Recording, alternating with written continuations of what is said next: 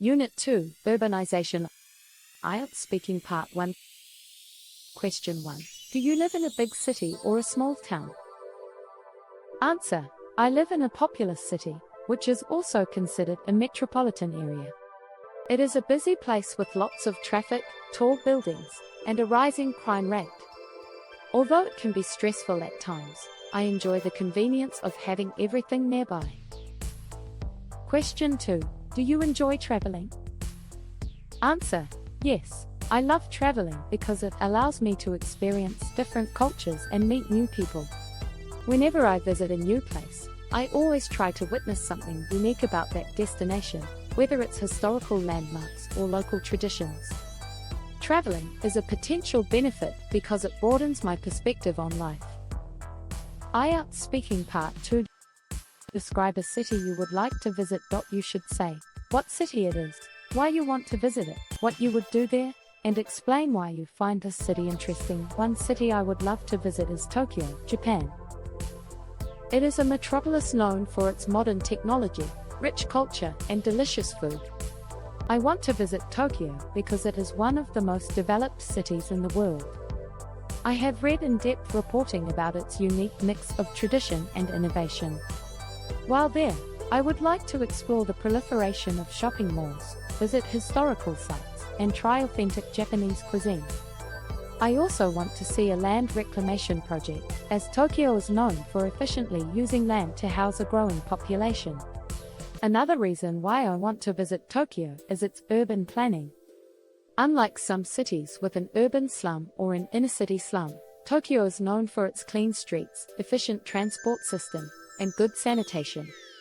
The way the city balances modernization with environmental sustainability is fascinating. Tokyo grabs my attention because it is a perfect example of how a city can meet the needs of a rapidly growing population while still maintaining a high quality of life. I hope to visit it someday and experience its vibrant culture firsthand. IELTS Speaking Part 3. Question 1. What are the advantages and disadvantages of living in a big city? Answer. Living in a big city has both benefits and challenges. One potential benefit is that there are more job opportunities, better education, and access to healthcare. Big cities also tend to have a travel gateway, making it easier to visit other places. However, there are also downsides, such as a rising crime rate, low living standards for some, and a shrinking supply of affordable housing. Question 2. How can cities solve housing problems for growing populations? Answer. One solution is for governments to implement a land reclamation project to create more housing areas. Another approach is to build high-rise apartments instead of single-family homes, which can accommodate a rectangular tenement in limited space. Some cities also need to improve their urban planning and take the initiative to create more efficient and sustainable housing solutions. Part 1 Listening. Today's talk will explore changes in urban life, labor, and even human relationships in large cities.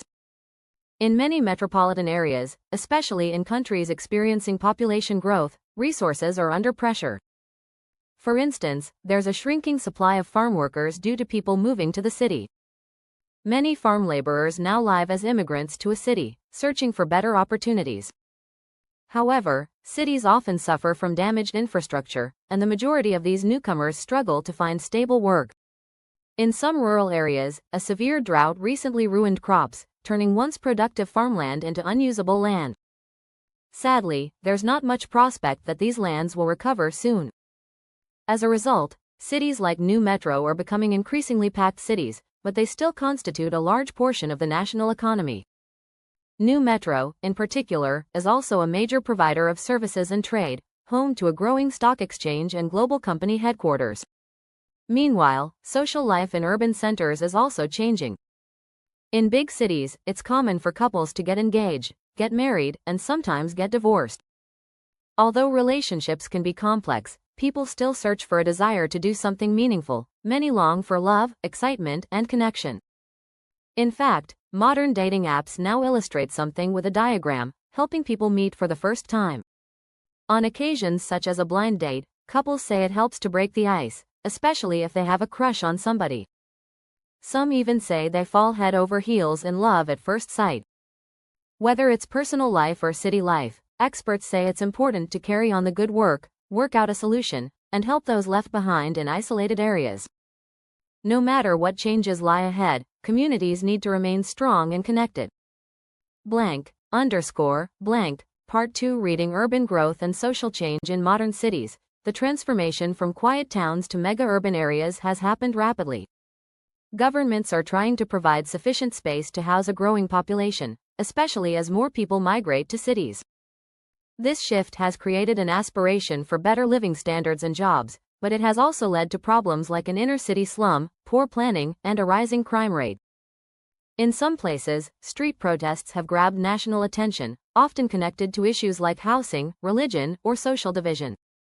One example involved a Christian governor who was removed after people witnessed something they believed was offensive. Events like this provoke discussion and show that urban growth comes with social challenges. One major issue is housing design. In many cities, single-family homes are confined to small areas, while row houses or rectangular buildings with awkwardly arranged rooms are common. These units often fail to meet the needs of modern families. Architects say that a well-lighted room is essential, but many awkward interiors lack good lighting and space. A land reclamation project may be used to create a building lot, but it doesn't always fix a fundamental problem, the lack of quality design. To improve this, the government may commission something new, such as housing that better accommodates a rectangular tenement or creates homes that sprout in multiple lots. This allows builders to break the initial constraints and try new solutions. Sometimes, people are content to live in crowded areas, but others believe that better homes are urgently needed. Planners say that in urgent situations, bold action is required. It is imperative that urban design considers good sanitation, safety, and a crucial role for local voices. In Jakarta, for example, the proliferation of shopping malls and fast expansion has caused stress on the environment, while urban slums continue to grow. Yet, not all is negative. Urbanization has allowed some to make a fortune, create businesses, and become emerging social leadership figures. These individuals take the initiative, offer new ideas, and often run training sessions for other residents. In some regions, developers have used city growth to yield a potential benefit: smarter layouts, greener zones, and mixed housing that better serves city dwellers. According to Statistics *, the population in Southeast Asia's big cities has doubled. The economy can improve, but only if housing meets future needs. Under no circumstances should short-term profits outweigh people's health and comfort.